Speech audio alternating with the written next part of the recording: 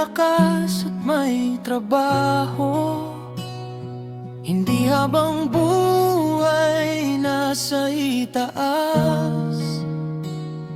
May panahon ding susubok sa iyong bukas. Huwag ubusin ang lahat ng kinikita. Maglaan kahit paunti-unti sa bawat umaga. Ang baryang iniingatan sa bawat araw, magiging sandigan kapag dumating ang unos. Hindi masama ang tumulong sa kapwa, ngunit huwag kalimutang alagaan ang sarili mo rin.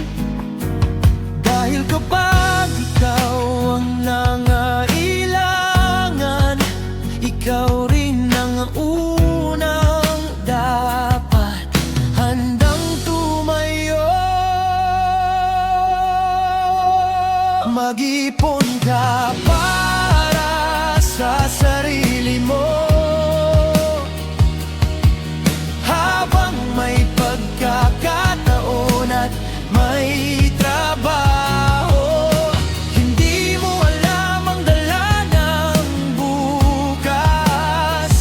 Mas mabuting handa kaysa magsisi sa huli. Unti-unti lang, huwag kang mainip. Maliliit na hakbang ay may malaking kapalit. Kapag dumating ang panahon ng pangangailangan, may ipon kang maasahan, may pag-asang mahahawakan. Hindi sukatan ng yaman ng magarbong buhay, kundi ang pagiging handa sa anumang laban. May mga araw na malakas ang kita, may mga araw ding tila walang biyaya. Kaya habang may biyayang dumarating, matutong magtabi at maging disiplinado. Ang taong marunong magplano sa kinabukasan ay mas panatag kahit anong pagsubok ang dumaan. Huwag magpalamon sa luho at yabang. Ang tunay na tagumpay ay may tamang paghahanda. Hindi kailangang mayaman para makapag-ipon. Kailangan lang ng tiyaga, disiplina at tamang desisyon.